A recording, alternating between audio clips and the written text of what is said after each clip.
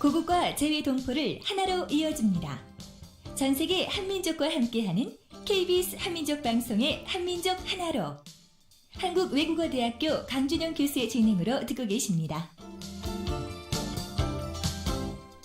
한류를 알아보는 한류를 찾아서 시간입니다. 오늘은 국악을 전파하는 활동을 해온 작년까지 국립국악원장을 역임하신 한국예술종합학교의 김혜숙 교수 초대했습니다. 어서 오십시오. 네, 안녕하세요. 네, 며칠 됐습니다만 새해 복 많이 받으십시오. 네, 복 많이 받으십시오. 그러시면 아직 후임자는 정해지지 않았나 봐요? 네. 그 국립국악원은 언제 설립이 됐나요?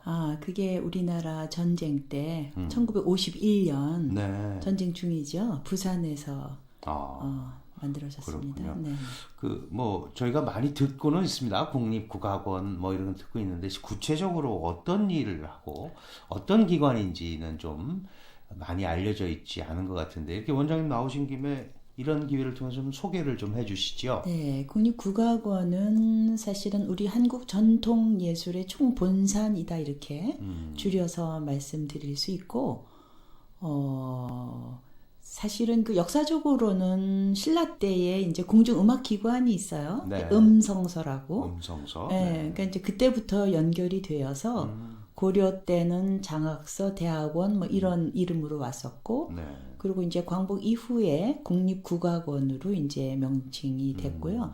그 전에는 이제 조선조에는 왕궁아학부죠. 그래서 왕실의 음악을 이어받던 그런 기관이었고, 현대에 들어서는 현대에 있는 모든 음악을 다 국악원에서 받아서, 그래서 왕실 음악뿐만 아니라 민간에서 일어났던 음악, 또 서양음악 이후에 우리나라에 들어온 음악을 바탕으로 하는 또 창작음악, 또 한국 무용, 이렇게 다 그래서 한국 전통 예술의 총본산이라고 말할 만큼. 그렇군요. 네.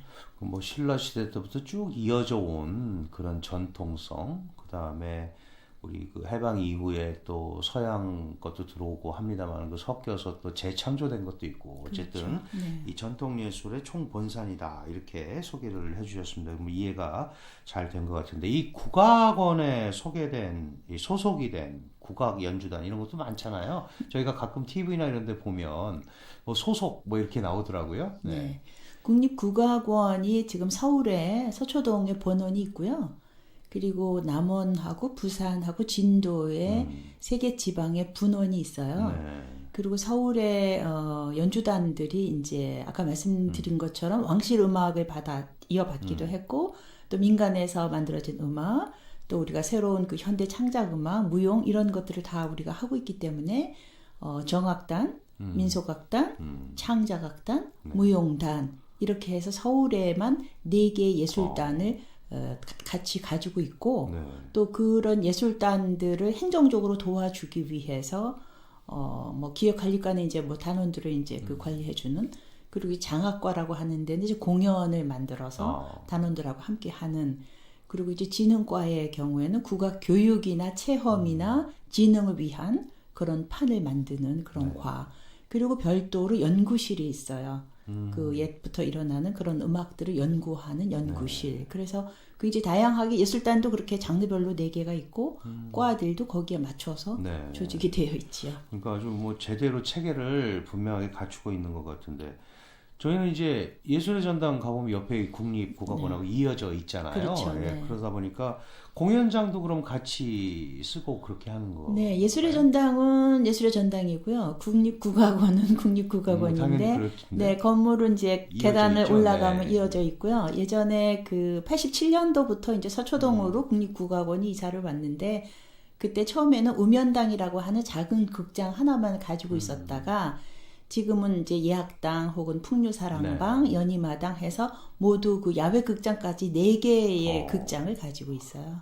그 국악 공연이 관심이 사람들이 잘 없어서 잘 모르는데 거의 상시적으로 열리더라고요. 네. 그 국립국악원에서 하는 것도 있겠습니다만은 아주 공연이 사실 적거나 그런 편은 아니죠. 네, 실제로. 제가 생각할 때 적지 않다고 보고 있고, 이제 서양 음악을 하는 인구가 우리나라에 전체적으로 따지면 훨씬 더 많기 때문에 그리고 많은 사람들이 그쪽에 관심을 갖기 때문에 그렇다 하는데 저는 적다고 생각하지 않고 특히 이제 국립국악원의 풍류사랑방 같은 경우에 거기는 굉장히 130석짜리의 작은 극장인데 네. 예전에 우리가 그 풍류방이라고 하는 그러니까 사랑방이 이제 공연장이었잖아요. 옛날 네. 전통 사회에서 그런 것들을 이렇게 그 유사하게 만들어 놓은 신발 벗고 들어가 앉아서 감상하는 자그마한 극장 130석인데요.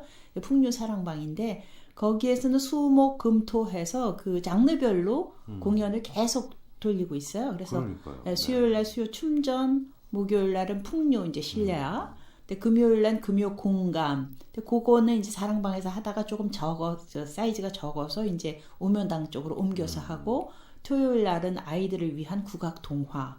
그래서 거기는 계속 돌고 있고요. 네. 그리고 토요일 날 토요 상설이 있는데 그건 한 몇십 년간 계속 상설로 도는 그런 공연이에요. 그렇군요. 네. 그럼 뭐 사실 국악 공연 자체가 이제 뭐 비율 얘기도 하셨습니다만 실질적으로 적지 않은 건데 어쨌든 이런 것들을 다 국립국악원이 이제 관장해서 움직이잖아요.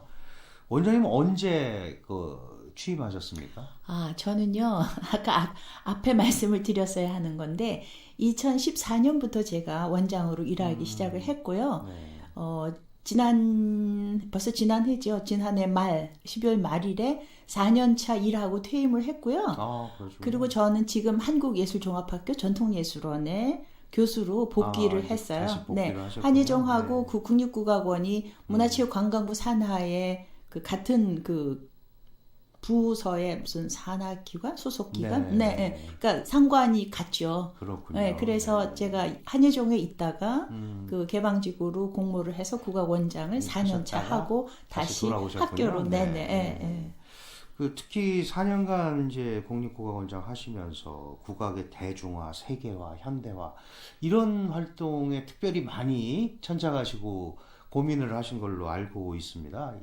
특별히 이 국악의 대중화 이런 거를 강조를 많이 하셨던데 어떤 관점에서 그렇게 말씀하셨어요? 그게 제가 이제 어릴 때부터 국악을 공부를 했는데 사실은 제가 중고등학교 때부터 듣던 그런 얘기가 제가 커서까지도 사실은 그것이 우리의 숙제처럼 어떤 구호처럼 이렇게 되는데 사실은 그 광복 70년 사이에 우리나라의 경제를 성장시키고 산업화를 시키고 하면서 사실은 서구 문화를 받아들여서 그 문화에 의해서 그 문물에 의해서 우리나라의 광복과 이렇게 나라를 건설한 그렇죠. 그런 네. 그 현대의 우리 역사의 와중에서 사실은 전통 문화에 대해서는 조금 너무나 모르고 가르쳐지지 않고 그런 것에서 점차로 이렇게 좀 멀어져 가는 그래서 너무나 그 일반 교육 과정에서도 국악 교육을 좀 진득하게 등한시겠죠. 하지 네. 않으니까 네.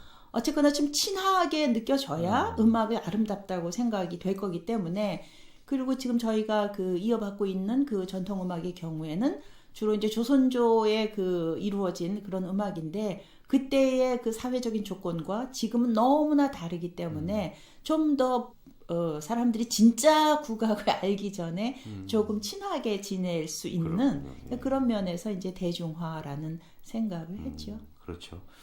우선 흥미를 좀 유발해야 뭐 그다음 이렇게 진행이 되는데 그런 의미에서 이 국립국악원장으로 재직하시면서 내가 이런 부분은 나름대로 좀 성과를 거둔 것 같다 생각하시는 부분이 있으면 좀 말씀해 주시죠. 제가 2014년부터 일하면서 사실은 그 좋은 작품을 잘 만들어야 관객이 많이 든다.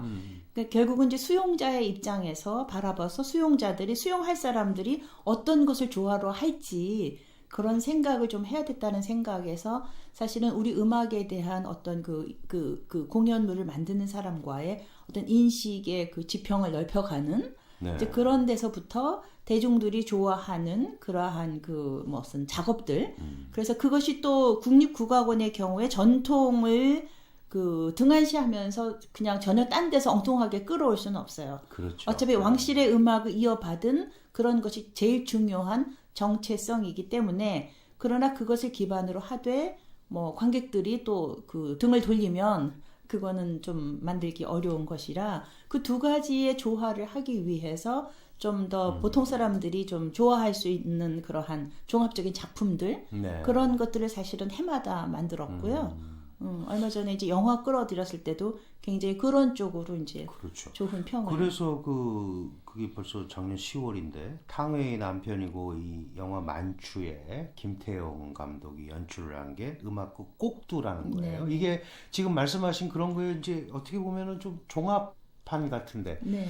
국악을 어떻게 녹여내야겠다 이런 생각을 하시고 이런 기획을 하셨습니까? 그런 작업은 사실은 제가 2014년에 처음 일할 때부터 사실은 했었어요. 네. 그래서 그때도 뭐 이윤택 선생님하고 같이 무슨 공무도화라든지 뭐 그 사이에 뭐 현의 노래랄지 뭐 만파식적이랄지 우리 음악과 관련된 그런 것들을 많이 했고 요거는 이제 처음으로 영화를 끌어들인 거예요. 그래서 그 무대에서는 국악이 연주가 되고 또 이 스크린으로는 이제 영화가 나가고 그래서 영화와 그 공연이 동시에 한 무대에서 이렇게 서로 왔다 갔다 하면서 그리고 이제 그 꼭두라는 게 이제 그 사람의 그 삶과 죽음과 관련된 이야기예요. 그래서 네. 왜 이승 저승을 이렇게 그 연결해 주는 네 명의 이제 꼭두가 이렇게 상여에 있어요. 이제 그걸 가지고 이제 할머니의 죽음을 가지고 이제 꼬마들을 등장시키면서 하니까 그 내용 자체도 굉장히 일상적이면서 평범하지만 누구나 삶과 죽음에 대한 생각을 하고 또 영화라고 하는 매체가 보통 사람들에게 굉장히 쉽게 이해될 수 있는 그렇죠. 것이고 그다음에 거기에 있는 음악을 장르를 생각하지 않고 기존에 있는 전통 음악을 가져다가 그냥 두 개를 섞듯이 그렇게 만들었어요. 그래서 보통 사람들은 그냥 그런 영화라는 매체와 또 좀 쉽게 다가가게 한 국악과 또 거기서 그 굉장히 아름다운 춤들이 같이 네. 보여지고 뭐 그런 데서 또 그 내용도 이야기 내용도 그냥 평범한 우리의 삶과 죽음에 관련된 뭐 그런 거였기 때문에 좀 더 굉장히 쉽게 다가갈 수 있었을 반응이 것 상당히 같아요. 괜찮았던 걸로 기억합니다. 네. 저희가 국악원에서 제가 경험한 바로 그 최고의 제작비를 드렸고요. 그런데 이제 어차피 그런 어떤 홍보나 마케팅이나 이런 것들이 현대를 살 때는 참 중요하더라고요. 그렇습니다. 예. 근데 그게 다 이제 제작비에 포함이 되잖아요. 그래서 그런 것도 굉장히 열심히 했고 영화가 오니까 감성적으로 그렇죠. 다가가기 쉬웠고 또 거기에 음악이 굉장히 쉽게 녹여졌다 이런 평들을 받아서 저는 사실은 국악을 그 어떤 작품에 물론 돈이 많이 들어갔지만 국악을 친근하게 느끼게 하는데 전 제작비가 들어갔다라고 저는 그렇게 생각하고 그렇죠, 있어요. 그렇죠. 그 대중화의 한 예. 방편이고 네, 뭐 영화로도 제작이 될 거라고 들었습니다. 네, 그런 거 그게 보면 이제 뭐. 좀 아까우니까 공연물은 무대에서 날아가잖아요. 그렇죠. 그래서 예. 그 김태용 감독께서 처음부터 단편 영화로 만들어야 되겠다라는 생각을 해서 많은 씬들을 그 촬영을 했고 그러다 보니 단편은 40분 이하여야 된다면요. 그렇습니다. 그런데 너무 많은 그렇게, 그 장면들을 해놔서 그리고 단편 영화는 또 이렇게 그 상영될 수 있는 데가 되게 제한이 된대요. 그래서 많은 씬들이 있으니까 그럼 꼭 단편에다가 그 제한을 두지 마시고 영화로 만들어 놓으면 영화에 더 거기에 이제 베이스가 우리 전통 음악에다가 우리 춤에다가 그렇죠. 그럼 훨씬 더 우리 춤을 우리 음악을 가까이 하기에 좋은 소재다라고 생각을 해서 그러네요. 네, 영화로 이제 내년 찍어놨으니까 이제 벌써 이제 오래됐네. 올해 이제 하반에 만들 겁니다. 네. 그 김혜수 원장께서 국립국악원장 하시면서 대중음악 작곡가 지금 이제 영화 말씀하셨는데 네. 일반 대중음악 작곡가를 대상으로 또 국악 수업도 하셨더란 말이죠. 그러니까 이게 전부 그 전통 음악과 현대 음악 또는 뭐 현대 다른 문학 장르와의 어떤 그 융합 이런 거를 계속 시도를 하셨는데 그 국악을 이렇게 접한 대중음악 작곡가들 반응 이런 게 되게 궁금해요. 또 얼마나 많이 오셨는지도 궁금하고. 네, 사실은 보통 이렇게 방송이나 뭐 보통 음악 활동 실용 음악이라고 표현할 수 있겠는데 그런 음악 활동 하시는 분들이 국악을 활용하고 이해하고 배우고 싶어 하세요. 그렇죠. 그런데 가까이 다가가기 너무 어려운 거고 너무 멀리 있는 것 같고 그래서 우리 국악 진흥 사업을 하는데 대중음악 쪽에서 작곡가로 활동하는 그런 분들을 좀 모셔와서 우리가 여기서 제대로 국악을 가르쳐 드리자. 왜냐면 그들이 오고 싶어도 정말 어렵고 낯설어서 못 오니 그럼 그렇죠. 우리가 그런 프로그램을 열자. 그래서 굉장히 많은 그 지원자 중에서 한 20명 미만으로 뽑았을 거예요. 강의에 이제 수업을 또 제한이 있으니까. 그래서 일단은 1년 2학기를 했어요. 해서 그분들한테 국악을 가르쳤고 작품을 쓰게 했고 또 그 작품을 우리 극장에서 짧게라도 공연을 했고 또 그것을 그 음원으로 CD로 만들어 드렸고 근데 그분들이 배우고 나서 2학기만 한 거 가지고는 그래봐야 뭐 2학기 해봐야 대학은 16주인데 16주까지 못 갔고 한 12주 정도 하면 한 24주 정도 네. 수업을 했을 건데 그거 가지고 너무나 짧다. 네. 그래서 좀 더 가르쳐 달라. 그래서 새로운 사람을 다시 뽑지 않고 그분들을 데리고 2년 차를 공부를 시켰죠. 네. 뭐 석사 과정에 준하는 그런 공부를 시킨 거네요. 네. 어드밴스 과정을 만드신 네. 거 보면. 그런 또 국내적 노력에 더해서 국악의 해외 진출 여기에도 굉장한 노력을 하셨더라고요. 세계 각국 음악가들한테 우리나라의 국악을 알리는 작업을 많이 하셨는데 그 노력을 뭐 그전에도 많은 분들이 하셨습니다만 네. 소회 같은 거라도 좀 한 말씀. 네, 굉장히 저는 희망적인 생각을 많이 가졌는데요. 크게 해외에 소개한 건이 2개예요. 네. 2015년에는 그 한불수교 130주년을 기념하면서 제대로 우리나라의 종묘 제례악 전곡을 프랑스 국립샤이어극장에 가서 공연을 했어요. 네. 종묘 제례악이라고 하는 것은 조선 왕조의 제사를 위한 네. 음악, 왕실 음악인데 그게 1시간 정도를 그 악감으로 그 전체를 공연하는 나라가 지구상에 도대체 몇 나라가 있을까? 아. 네, 왕실 음악을 그러니까 500년 넘게 그 음악을 가지고 온 거죠. 전승. 네. 그래서 우리나라에 물론 무형문화재 1호로 지정이 되어 있기도 하고 또 유네스코에도 이제 등재가 되어 있는데 그 음악에 춤도 있고 노래도 있고 기악도 있어요. 그러니까 제례를 위한 왕실 음악을 전곡을 그 극장에서 공연을 이틀을 이제 잡았는데 네. 처음에는 걱정을 했고요. 그 음악이 어떤 그 요새 사람들이 좋아하는 뭐 이렇게 몸을 흔들면서 이렇게 감상하는 그 음악이 아니에요. 굉장히 집중해야 되고요. 그렇죠. 엄청난 이 절제가 들어가야 되는. 왜냐하면 제사를 위한 음악이기 그렇습니다. 때문에 네. 제사는 엄숙하잖아요. 근데 음악이 까불거리면 안 되기 때문에 그 음악이 너무 절제돼야 되는 거기 때문에 보통 관객들이 1시간 동안에 이 절제를 과연 어떻게 받아들일까 이런 게 굉장히 걱정이었는데 그 주최한 극장에서 깜짝 놀랐죠. 하루는 저희가 이제 문화 관련 인사들을 초청을 했고 하루는 티켓팅을 했는데 너무 순식간에 티켓이 팔려버려가지고 그 극장에서 깜짝 놀랐고요. 네. 그리고 유럽 극장에서 이렇게 공연하면 그들이 관객들이 싫으면 그냥 중간에 나간대요. 우리나라 사람들 잘 못하잖아요. 네. 예의 차리느라고. 한 2명, 3명 나가는 건 봤어요.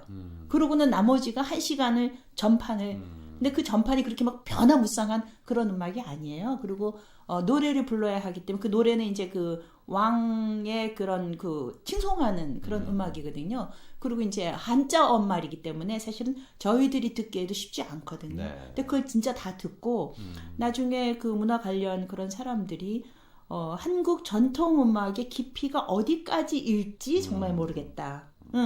굉장히 그 제대로 짧게는 소개가 됐지만 제대로 이 전통 음악 정말 이렇게 그 500년 가까이 넘게 네. 넘어온 그 음악을 전곡을 이렇게 풀로 소개한다라는 거는 참 큰 모험인데 그런 그 얘기를 들었고요.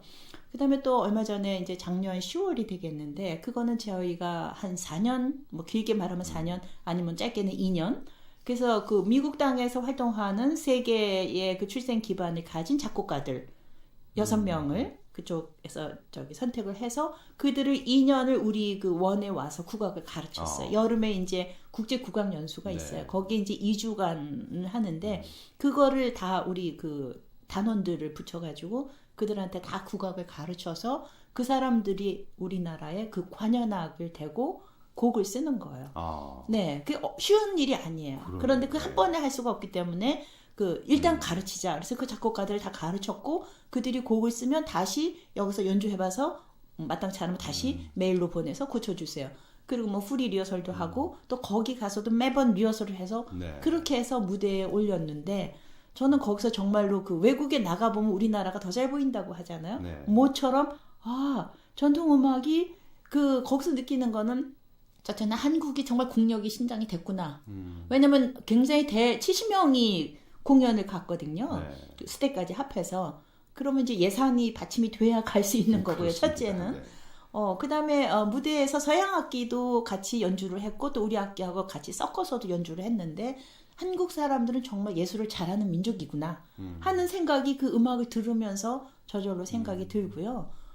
국악기가 세계 사람들이 굉장히 자기네의 규격화된 그런 거하고 다르기 때문에 너무너무 관심을 많이 가지고 있어요. 그래서 우리 악기가 우리나라 사람들한테만 악기가 될 것이 아니라 세계인들에게 그 도구로서 악기로서 쓰여지기를 바라는 그게 곧 우리 음악을 세계화할 수 있는 네. 방법이다고 생각을 했기 때문에 그런 것들에 대한 희망을 굉장히 많이 봐서 그러네. 네, 국가에서 예산을 준 것에 대해서 감사하지만 그것만큼 저희들도 역할을 하고 왔어요. 그러셨군요. 그 아주 뜻깊은 뭔가 방향을 잡으신 것 같은 그런 느낌이 듭니다. 한민족 하나로 한류를 찾아서 국립국악원 원장을 역임하신 김혜숙 원장님 모시고 말씀 나누고 있습니다. 그 여러분들 잘 아시겠습니다만 우리 김혜숙 원장께서 가야금 명인이십니다. 그래서 김 원장님 가야금 연주를 하나 들으려고 하는데요. 소개를 좀 해주시죠. 뭘? 네, 짧은 시간인데요. 그 우리나라 음악 중에서 산조라고 하는 기악 독주곡이 굉장히 명곡이에요. 지금 네. 한 120년 더 됐어요. 음악이 네. 만들어진 지. 그러니까 판소리를 악기의 이디엄을 넣어서 악기의 기악곡화한 음악이다라고 생각하시면 돼요. 네. 휘몰이 중에 일부분. 그래서 최옥삼류 가야금 산조 중 휘몰이 네. 부분을 들려드리려고요. 네, 듣겠습니다.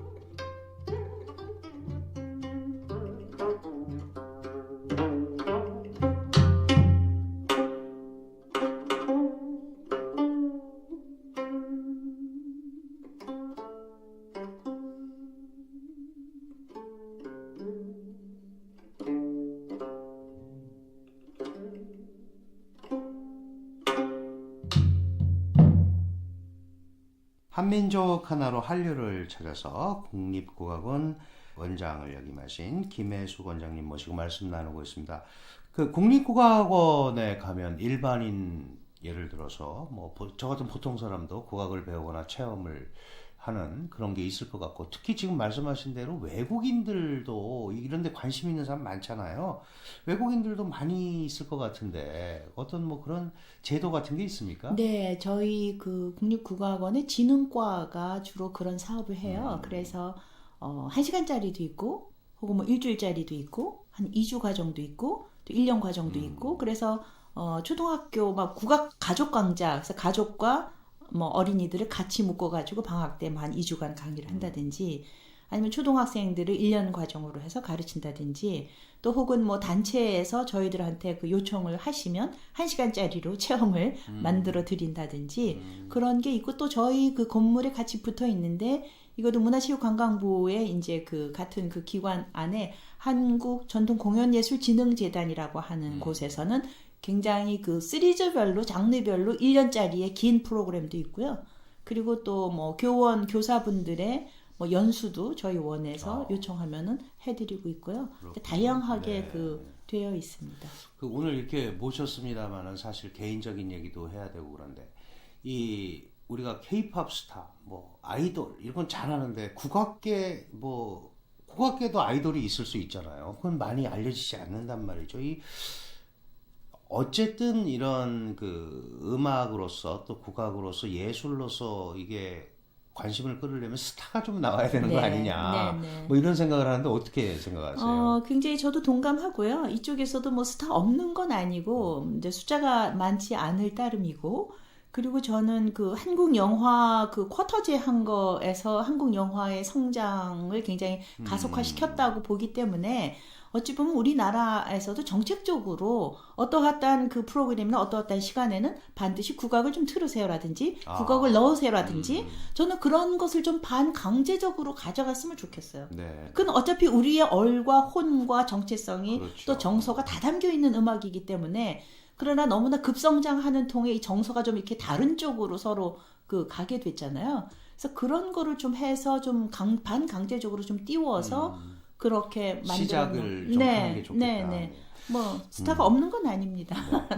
사실 우리 김혜숙 원장이야말로 이 국악계 스타인데 가야금을 쭉 하셨어요. 몇 년 되셨습니까? 네, 제가 중학교 1학년 때부터 국악 공부를 했고요. 지금 이제 60살 넘었기 때문에 50년 넘었습니다. 대단하시네요. 네. 그 여러 가지 장르가 있는데 악기도 있고 네. 하필 가야금을 택하신 이유가 있으실 것 같아요. 그때 제가 택할 때만 하더라도 가야금이 제일 이 지원자가 제일 셌고요.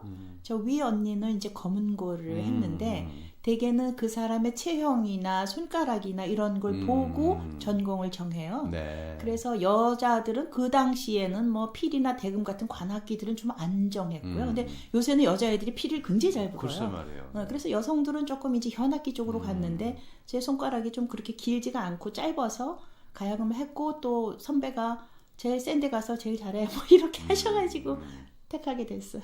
그 스승님을 사사한다, 뭐 잘 모셔야 되잖아요. 어떤 분한테? 네, 제가 아까 소개드렸던 최옥삼류 가야금 산조를 배울 적에 그 선생님의 제자인 함동정월 선생님이 계셨어요. 그분한테 이제 제가 공부를 하게 됐고, 그렇군요. 지금은 이제 돌아가셨죠. 네. 네. 그 유엔 초청 연주도 하고 해외 공연을 굉장히 많이 하셨더라고요. 가장 기억에 남는 공연은 어떤 공연이세요? 굉장히 많이라기보다는 그냥 했는데요. 유엔에서 그 총회장에서 2번 제가 공연을 했어요. 둘 다 이제 KBS 국악관현악단하고 묘하게 같이 갔는데 한 번은 그쪽에 세종 솔로이스트하고 그 현악사중조 협연을 했고요. 얼마 전에 간 거기에서는 이제 그 KBS 국악관현악단하고 제가 협연한 그런 게 있고 또 가장 크게 기억이 남는 거는 2014년이든가요? 그 독일의 루돌스타트라고 하는 지역에 50년 넘게 이어온 월드뮤직 페스티벌이 있어요. 네. 거기에 제가 이제 초청이 되어서 공연을 했는데 그 헤드라이너를 한 7명을 띄우는데 거기에 이제 한국 사람으로 유일하게 제 이름을 올려서 독주에 아닌 독주를 한 그거 경험이 크고요. 또 이제 프랑스의 세계 문화의 집에서 각국의 전통 예술들을 소개를 많이 해요. 그래서 그런 데서 공연한 기억이 많이 납니다. 그런 활동들이 이제 사실 한국의 국악을 해외로 알리는 그런 아주 중요한 역할을 하는 건데 이제 관리자를 하시고 또 학교 와서 이제 연구도 하고 학생들 지도하잖아요. 장단점이 있을 것 같아요. 네. 이런 걸 잘 생각해 보시면 앞으로 내가 이 국악을 어떻게 알리고 또 가르치고 해야겠다는 생각이 많이 드셨을 것 같은데 네. 그런 거 이렇게 좀 생각하셔서 계획과 좀 연결을 시켜서 한 말씀 좀 해주십시오. 네, 사실은 국악계 내부에서는 70년 동안 우리가 국악을 놓치지 않고 지어왔기 때문에 그 주변에 뭐 일본이나 중국이나 혹은 뭐 북한이나 연변이나를 보면 자기네 그 전통 음악을 쥐고 오는 거에 굉장히 소홀했는데 대한민국에서는 그걸 굉장히 잘 쥐고 왔다고 생각을 해요. 그래서 이거는 정말 잘 쥐고 온 게 보물이다. 이러한 자기의 민족 음악을 제대로 이렇게 쥐고 있는 나라들이 지구상에 지구촌에 몇 나라나 될까? 그래서 우리는 보물을 쥐고 있다. 그런데 정작 대한민국 국민들은 이런 보물을 잘 알아보지 못하니 그게 참 안타까워서 국악 내에서는 우리가 보물을 쥐고 있지만 그럼 앞으로 할 일은 국악계 바깥으로 국악을 흘려내보내는 그러니까 결국은 국악계 내부에서 할 일보다는 국악계 바깥을 움직여서 해야 될 일이 더 많다라고 저는 생각이 들어서 정말 저한테 그 소원이 이루어진다면 누리과정부터 제대로 국악을 한번 공부 좀 시켜보세요. 그럼에도 불구하고 국악이 이상하다고 얘기를 할 거냐. 한 번도 제대로 시켜보지 않은 짜실짜실 조금 체험은 있겠지만 그러니까 그거가 아니기 때문에 네. 정말 제대로 교육을 시켜가지고 좀 알아듣게 네. 왜 국어와 국사 우리 필수로 하는 것처럼 국악도 필수로 가르치면 너무 무리한 건가요? 제가 드리는 말씀이 그렇지 않을 것 같습니다. 네. 우리나라 음악인데요. 꼭 네. 그렇게 되도록 애를 네. 써야 될 것 같습니다. 네. 네, 한민족 하나로 한류를 찾아서 국악의 세계화, 대중화 그리고 현대화를 위해서 애쓰시는 분입니다. 작년까지 국립국악원장을 역임하신 한국예술종합학교의 김혜숙 교수 모시고 말씀 나눠봤습니다. 오랜 시간 여러 가지 말씀 네, 감사합니다. 고맙습니다. 한민족 하나로만 인사드립니다. 지금까지 저는 강준영이었습니다. 함께해 주신 동포 여러분 안녕히 계십시오.